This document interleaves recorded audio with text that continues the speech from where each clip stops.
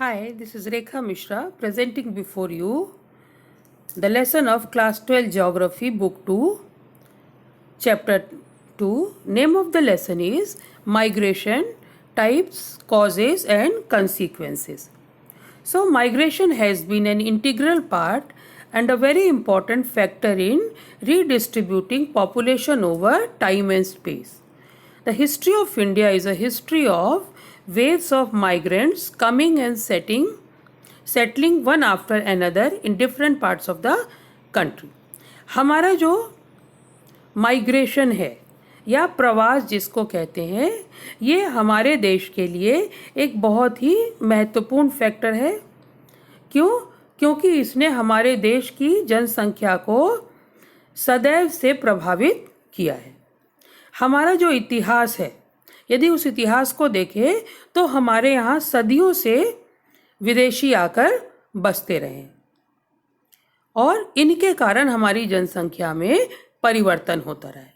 Large number of people from India to have been migrating to the place in search of better opportunities, especially to the countries of the Middle East, Western Europe, America, Australia and East and South East Asia. तो ऐसा नहीं कि सिर्फ विदेशी हमारे यहाँ आकर बसे हैं, हमारे यहाँ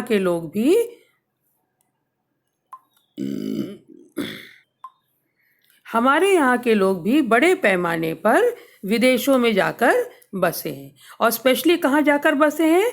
मध्य पूर्व में, पश्चिमी यूरोप में, अमेरिका में, ऑस्ट्रेलिया में, पूर्वी और दक्षिण पूर्वी एशिया में।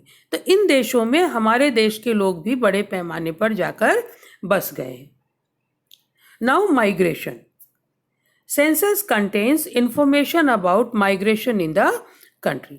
अब ये जो प्रवास होता है या माइग्रेशन होता है, सवाल उठता है कि हमको कहाँ से जानकारी मिलती है कि कितने लोग यहाँ से चले गए या कितने लोग आए। तो इसकी जानकारी हमको मिलती है सेंसस या जनगणना से। तो इस सेंसस जनगणना की हम बात करें तो migration was recorded in the first census of India conducted in 1881। तो पहली बार जब हमारी 1881 में जनगणना हुई, उस समय प्रवासी लोगों की गणना की गई। As per 2001 census, India migration is enumerated on 2 basis. 2001 में जब जनगणना की गई थी तो 2 आधारों पर हमने प्रवास की गणना की थी। पहला, प्लेस ऑफ बर्थ, मतलब जहाँ व्यक्ति ने जन्म लिया वहाँ से वो माइग्रेट हुआ, और दूसरा place of last residence. So place of birth means if the place of birth is different from the place of enumeration, this is known as life time migrants. मतलब यदि व्यक्ति का जन्म स्थान जहाँ वो परमानेंट रूप से रह रहा है उससे अलग है तो उसे हम migration on the basis of place of birth कहते हैं। दूसरा है place of last residence. If the place of last residence is different from the place of enumeration, मतलब व्यक्ति जहाँ रह रहा है उससे पहले वो कहाँ रह रहा था, इसके आधार पर प्रवास की गणना की जाती है। As per census 2001, out of 1029 million people, 307 million were migrants from place of birth and 315 million were from place of last residence. Now streams of migration. कितने प्रकार के प्रवास होते हैं? So it is of 2 types, internal and international. आंतरिक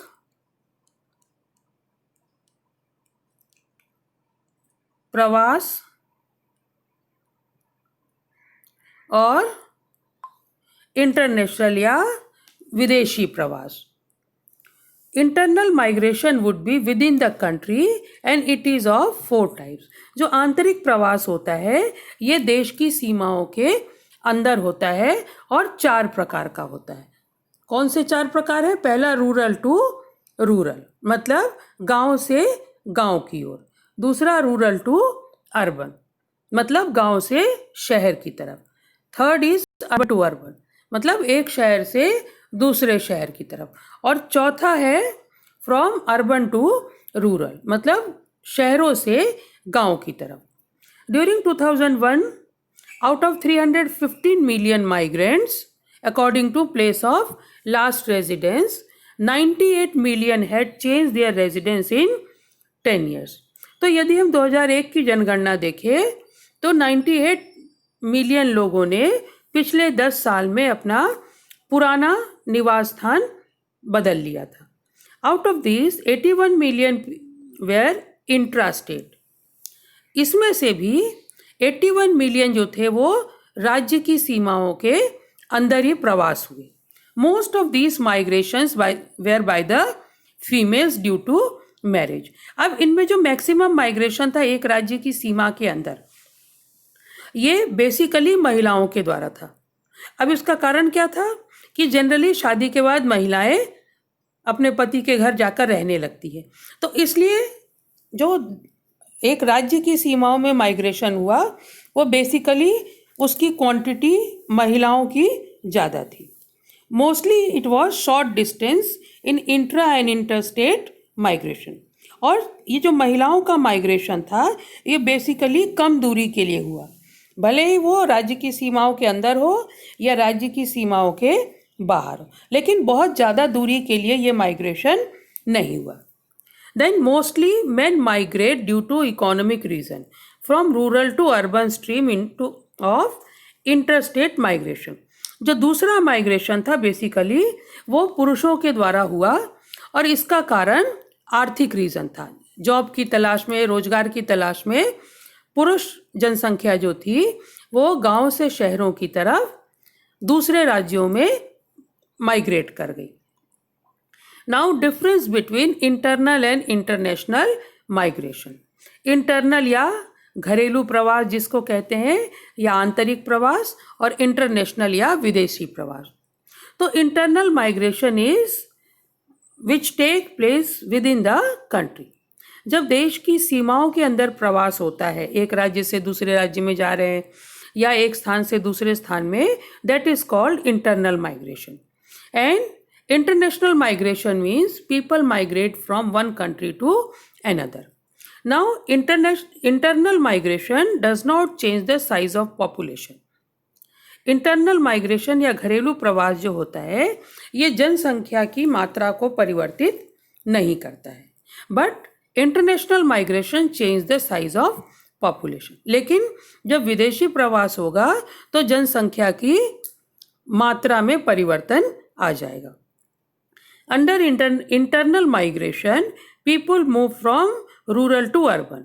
basically जो internal migration होता है इसमें लोग गांव से शहर की तरफ प्रवास कर जाते हैं। In international migration people move from a under developed nation to a developed nation. लेकिन जो इंटरनेशनल माइग्रेशन होता है उसकी खासियत क्या होती है कि लोग कम विकसित देशों से अधिक विकसित देशों की तरफ प्रवास कर जाते हैं। अब ये ग्राफ देखिए आप, ये पहला ग्राफ है इंटरस्टेट माइग्रेशन का और दूसरा है पहला ग्राफ है इंट्रास्टेट या राज्य की सीमाओं के अंदर और दूसरा है इंटरस्टेट या राज्य की सीमाओं के बाहर।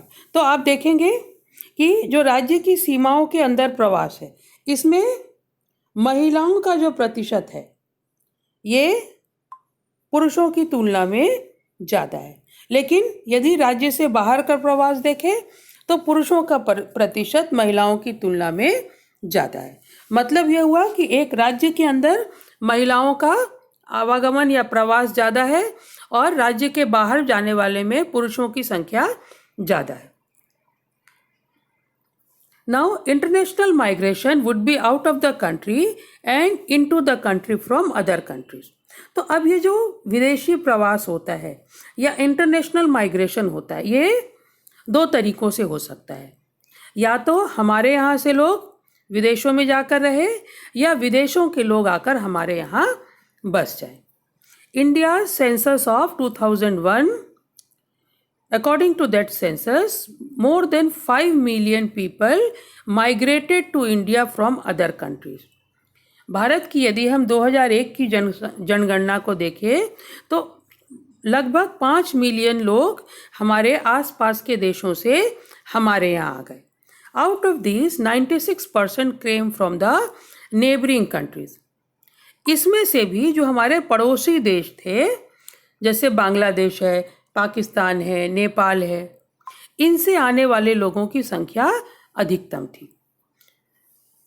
Included in this area are 0.16 million refugees from Tibet, Sri Lanka, Bangladesh, Pakistan, Afghanistan, Iran and Myanmar.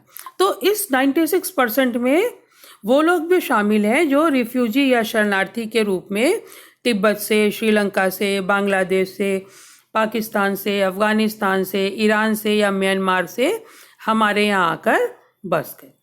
Emigration from India is estimated that 20 million people of Indian diaspora spread across 110 countries. तो हमारे यहाँ से जो विदेशों को प्रवास हुआ विभिन्न देशों के लिए, वो लगभग 20 मिलियन लोगों का प्रवास था. अब ये चार्ट आप देख सकते हैं 2001 की जनगणना के हिसाब से कि किस देश से हमारे यहाँ लोग आकर कितने % बसे थे. अब स्पेशियल वेरिएशन इन माइग्रेशन, या हमारा जो प्रवास हुआ इसमें स्थानिक विविधता किस प्रकार की थी.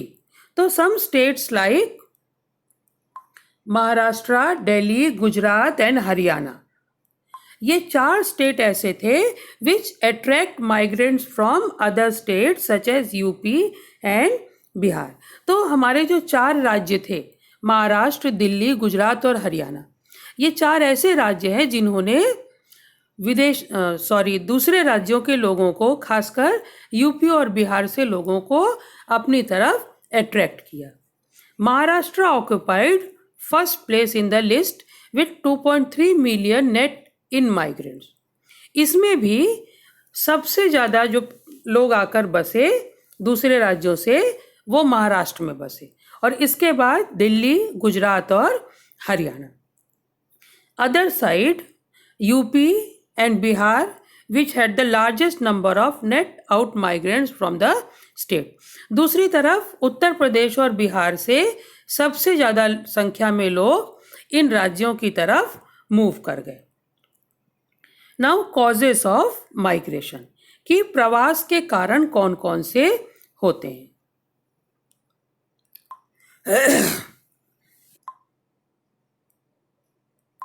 तो these reasons can be divided into 2 categories. First is push factor and the other is pull factor. तो push मतलब क्या होता है? धक्का देना. तो these cause in these push factors people leave their place of residence or origin. कि वहाँ से लोग दूसरे स्थानों की तरफ चले जाते हैं. एंड पुल फैक्टर, पुल मतलब क्या होता है? खींचना, अपनी तरफ आकर्षित करना. तो these factors attract the people from different places. In India people migrate from rural to urban areas mainly due to poverty, high population, lack of health care and education facilities. तो भारत में ग्रामीण क्षेत्रों में क्या है? गरीबी होती है, अधिक जनसंख्या होती है, स्वास्थ्य सुविधाएं कम होती हैं, शिक्षा की सुविधाएं कम होती हैं. इसीलिए लोग गांव से शहर की तरफ माइग्रेट करते हैं. Other factors like natural disaster, flood and cyclonic storm, earthquake, tsunami and other reason. तो जो बाकी कारण होते हैं, ये 4 कारण तो हो गए कि गरीबी है, पॉपुलेशन ज़्यादा है, हेल्थ केयर नहीं है, एजुकेशन नहीं है, इसलिए लोग शहरों की तरफ माइग्रेट कर गए. लेकिन इसके अलावा भी जो प्राकृतिक आपदाएं होती हैं, बाढ़ है, सुनामी है, भूकंप है, युद्ध है, इसके कारण भी लोग एक स्थान से दूसरे स्थान की तरफ चले जाते हैं. सो Natural disasters like flood, drought, cyclonic storms, earthquake, tsunami, wars and other local conflicts also give extra push to migrate. Then important pull factors are better opportunities, availability of regular work and higher wages. तो जो खींचने वाले, आकर्षित करने वाले कारक है ग्रामीण क्षेत्रों से शहरी क्षेत्रों की तरफ, वो कौन से होते हैं? तो अधिक सुविधाएं या अधिक अवसर, रोजगार के अवसर और अधिक वेतन. So the important pull factors for the rural migrants to urban areas are better opportunities of education, better health facilities and sources of entertainment. Then availability of regular work and higher wages. The reason for migration for males and females are shown in the figure. So these are the some examples of push and pull factors. Push factor में क्या है? Persecution of violence and war, then poor wages, crop failure, famine, pollution, natural disaster, limited opportunities. ये push factor है जो एक स्थान से लोगों को धक्का देते हैं. अब पुल फैक्टर क्या होगा? ये जो खींचते हैं, आकर्षित करते हैं. तो safety and stability, freedom, higher wages, job prospects, food availability, better environment, family reunification, better quality of life available in the area. तो इन कारणों से लोग दूसरे स्थानों की तरफ आकर्षित होते हैं. अब ये चार्ट आप देखिए, रीज़न कौन कौन से, कितने % रीज़न है किस कारण से माइग्रेशन के. देन पिछले सालों में माइग्रेशन के कौन कौन से कारक प्रभावित करते रहे हैं. Then next topic is consequence of migration.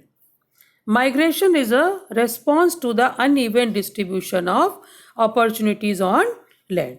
तो जो प्रवास होता है इसका सबसे बड़ा कारण क्या होता है कि हर जगह जो अवसर की समानता है ये अलग अलग होती है. जहाँ ज़्यादा अवसर होंगे वहाँ ज़्यादा लोग आएंगे, जहाँ कम अवसर होंगे वहाँ से लोग ज़्यादा जाएंगे. तो इन अवसर की समानताओं के कारण प्रवास में अंतर आता है. People tend to move from place of low opportunity and low safety to the place of higher opportunity and better safety. तो लोग जनरली जिन स्थानों पर कम जॉब अपॉर्चुनिटीज़ और कम सुरक्षा है वहाँ से उन स्थानों की तरफ चले जाते हैं जहाँ ज़्यादा अवसर है और अधिक सुरक्षा है.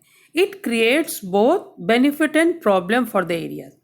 अब जो प्रवास होता है इसके कारण जहाँ से प्रवास हो रहा है या जहाँ लोग जा रहे हैं दोनों जगहों पर कुछ सुविधाएं भी होती हैं और बहुत सी समस्याएं भी होती हैं. Consequence can be observe in economic, social, cultural, political and demographic terms. तो जो प्रवास के परिणाम होते हैं, प्रभाव होते हैं, ये आर्थिक होते हैं, सामाजिक प्रभाव होते हैं, सांस्कृतिक प्रभाव होते हैं, राजनीतिक प्रभाव होते हैं और जनांकीय प्रभाव होते हैं. Now economic consequences.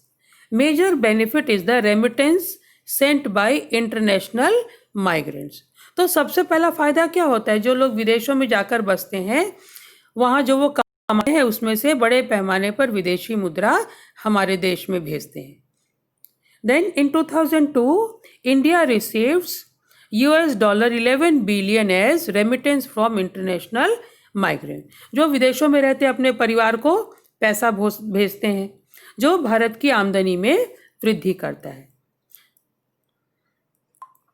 Punjab, Kerala and Tamil Nadu receive very significant amount from their international migrants. The amount of remittance sent by the internal migrant is very small as compared to international migrant. तो जिस तरह से विदेशों में हमारे लोग बसे हैं वो हमारे यहाँ पैसा भेजते हैं, इसी तरह जो हमारे यहाँ लोग बसे हैं वो अपने देशों में अपने लोगों को पैसा भेजते हैं। लेकिन इनकी यदि तुलना करें तो विदेशों से आने वाला पैसा हमारे यहाँ से जाने वाले पैसे की तुलना में ज़्यादा है। तो हमको इस अंतर्राष्ट्रीय प्रवास से विदेशी मुद्रा के रूप में फ़ायदा होता है। But it plays an important role in the growth of economy of the source area. लेकिन जो पैसा आता है ये सोर्स एरिया के लिए या उसकी अर्थव्यवस्था को विकसित करने के लिए बहुत महत्वपूर्ण भूमिका अदा करता है। तो सोर्स एरिया क्या होता है? जो सोर्स एरिया मतलब वो एरिया जहाँ से लोग दूसरे स्थानों पर जाते हैं। Then remittance are mainly used for food, repayment of debits, treatment, marriages, children education, agricultural input, construction of houses etcetera. तो विदेशों से जो लोग विदेशों में कमा रहे हैं वो जब अपने लोगों को पैसा भेजते हैं तो उनका बेसिकली यूज़ कहाँ होता है? खाने में होता है, जो ऋण है उसको चुकाने में होता है, बीमारियों के इलाज में होता है, शादी ब्याह में होता है, बच्चों की पढ़ाई में होता है, खेती में निवेश करने में होता है, घर इत्यादि बनाने में होता है। The remittance good for the poor village of Bihar, UP, Orissa, Andhra Pradesh and Himachal Pradesh. तो ये जो हमारे गरीब कहे जाने वाले राज्य हैं जैसे बिहार है, उत्तर प्रदेश है, उड़ीसा है, आंध्र प्रदेश है, हिमाचल प्रदेश है, यहाँ के गरीब गांवों में इनका उपयोग बड़े पैमाने पर जीवन निर्वाह के लिए भी किया जाता है। Then the second is demographic consequences. जनांकीय प्रभाव क्या पड़ता है? Due to migration redistribution of population can be seen within a country. तो देश के अंदर जो प्रवास होता है इसके कारण जनसंख्या का पुनर्वितरण होता है। Then rural to urban migration is one of the important factor of it. सबसे इसमें जो इम्पॉर्टेंट कारक है वो गांव से शहरों की तरफ प्रवास है। Age and skilled out migration from the rural area have adverse effect on the rural demographic structure. तो सबसे ज़्यादा नुकसान क्या होता है कि गांव से जब शहरों में लोग आकर बस जाते हैं तो गांव में काम करने वाले लोगों की संख्या में कमी आ जाती है। High out migration from Uttarakhand, Rajasthan, Madhya Pradesh and eastern Maharashtra brought serious imbalance in the composition of sex ratio. तो उत्तराखंड से, राजस्थान से, मध्य प्रदेश से या पूर्वी महाराष्ट्र से बड़े पैमाने पर लोग दूसरी जगहों पर बस गए जिसके कारण लिंग अनुपात में बहुत ज़्यादा असमानता आ गई। देन सोशल कंसिक्वेंसेस या सामाजिक प्रभाव। पहला प्रभाव क्या है? Migrants create social change. ये सामाजिक परिवर्तन लाते हैं। The new ideas related to new technology, family planning, girl education get diffused. अब सरकार जो भी योजनाएं बनाती है नई तकनीकी के लिए, फैमिली प्लानिंग के लिए, लड़कियों की शिक्षा के लिए, ये इनके माइग्रेशन के कारण गड़बड़ा जाती है। पता चला सरकार ने किसी एरिया में प्लानिंग बनाई गर्ल एजुकेशन के लिए और वहाँ से बहुत सारे परिवार दूसरे एरिया में माइग्रेट कर गए, तो सामाजिक रूप से बैलेंस बिगड़ जाता है। Migration leads to intermixing of people from different culture. इसके साथ क्या होता है कि जब माइग्रेशन होता है, दूसरी जगह जाके लोग रहते हैं, तो लोगों के कल्चर में मिक्सिंग होती है। लोग एक दूसरे की संस्कृति को देखते हैं और उसको सीखते हैं। It has positive contribution to make new relation and breaking the narrow consideration. इस माइग्रेशन के कारण क्या होता है कि हमारा सामाजिक मेल मिलाप बढ़ता है, नए रिश्ते बनते हैं और पुरानी जो हमारी कुप्रथाएं हैं, पुरानी मान्यताएं हैं, ये बड़े पैमाने पर टूटने लगती है। But it also has serious negative consequences which creates social discrimination and also fall in the trap of anti-social activities like crime and drug abuse। लेकिन फ़ायदे के साथ साथ बहुत सारे नुकसान भी होते हैं, जैसे ये सामाजिक भेदभाव उत्पन्न करता है। जनरली जो गांव से शहर में आकर लोग बसते हैं उनमें और शहर के लोगों में एक सामाजिक भेदभाव होता है। फिर चूंकि शहरों में गांव के लोग बड़े बड़े सपने लेकर आते हैं, उनके सपने पूरे नहीं होते हैं, रोजगार नहीं मिल पाता है, रहने की बेटर फैसिलिटीज़ नहीं होती है, तो बहुत सारी असामाजिक गतिविधियों में वो शामिल हो जाते हैं, जैसे अपराध करने लगते हैं या नशाखोरी के शिकार हो जाते हैं। देन इन्वायरमेंटल कॉन्सिक्वेंसेस, या पर्यावरण को कौन कौन से प्रभाव पड़ते हैं। The first is overcrowding of people due to rural-urban migration has put pressure on the existing resources available in a particular region. अब बड़े पैमाने पर लोग गांव से शहर में आके बस गए तो क्या हो गया, वहाँ ओवर क्राउडिंग हो गई, जनसंख्या बहुत ज़्यादा हो गई, लोगों की संख्या बहुत बढ़ गई। इसके कारण क्या हुआ कि उस एरिया के जो रिसोर्सेज थे उस पर बहुत ज़्यादा दबाव पड़ने लगा, उसका बहुत ज़्यादा एक्सप्लॉयटेशन होने लगा। Due to over-exploitation of natural resources, cities are facing the acute problem of depletion of groundwater, air pollution, disposal of sewage and management of solid waste. अब क्या हुआ कि बड़े पैमाने पर लोग आके शहरों में बस गए, तो जो आ गए उनको खाना चाहिए, पानी चाहिए, रहने की जगह चाहिए, वो गंदगी भी फैलाएंगे। तो इसके कारण शहरों में जो ग्राउंड वाटर था, जो भूमिगत जल था या जो जल के स्रोत थे, इनमें कमी आ गई। बड़े पैमाने पर प्रदूषण बढ़ा, जो कचरा था ये बढ़ा, तो इस कचरे को कैसे डिस्पोज करें, सीवेज मैनेजमेंट कैसे करें, सॉलिड वेस्ट कैसे करें, ये सारी समस्याएं शहरों में उत्पन्न होने लगी। Then other consequences of migration are, migration affects the status of women directly और indirectly। तो प्रवास के कारण महिलाओं की स्थिति में बड़े पैमाने पर परिवर्तन आता है। जैसे कि मान लीजिए शादी है, तो शादी के बाद महिलाएं जब पति के घर में रहने लगती हैं तो उन्हें बहुत सी समस्याओं का सामना करना पड़ सकता है। जो अपॉर्चुनिटी, जो सुविधाएं वो मायके में एंजॉय कर रही थी, हो सकता है वो स्टेटस, वो फ्रीडम उनको ससुराल में ना मिले, तो उनकी स्थिति पर असर पड़ता है। In the rural areas, male selective out migration, leaving their wifes behind, put extra physical and well mental pressure on the women. फिर क्या होता है कि बड़े पैमाने पर पुरुष जो है या मेल पॉपुलेशन जो है वो गांव से शहर की तरफ रोजी रोटी की तलाश में या कमाने में चली जाती है। तो इससे क्या होता है, गांव में जो महिलाएं रह गई उनके ऊपर बहुत एक्स्ट्रा प्रेशर हो जाता है, परिवार पालने का, काम करने का बहुत ज़्यादा प्रेशर होता है। और इसके साथ ही साथ गांव में पुरुष मजदूर की संख्या कम हो जाती है। Migration of women either for education और employment enhances their autonomy and role in the economy. But ऐसा नहीं कि माइग्रेशन से सिर्फ महिलाओं को नुकसान पहुंचता है। इस माइग्रेशन के कारण उनको बेटर एजुकेशन फैसिलिटी मिलती है, बेटर एम्प्लॉयमेंट मिलती है, और जिसके कारण उनकी स्वायत्ता में वृद्धि होती है और अर्थव्यवस्था को भी बड़े पैमाने पर योगदान दिया जाता है। तो इस तरह से जो माइग्रेशन या प्रवास है ये फायदेमंद भी होता है और नुकसानदेह भी होता है। आज के लिए इतना ही। आप सभी को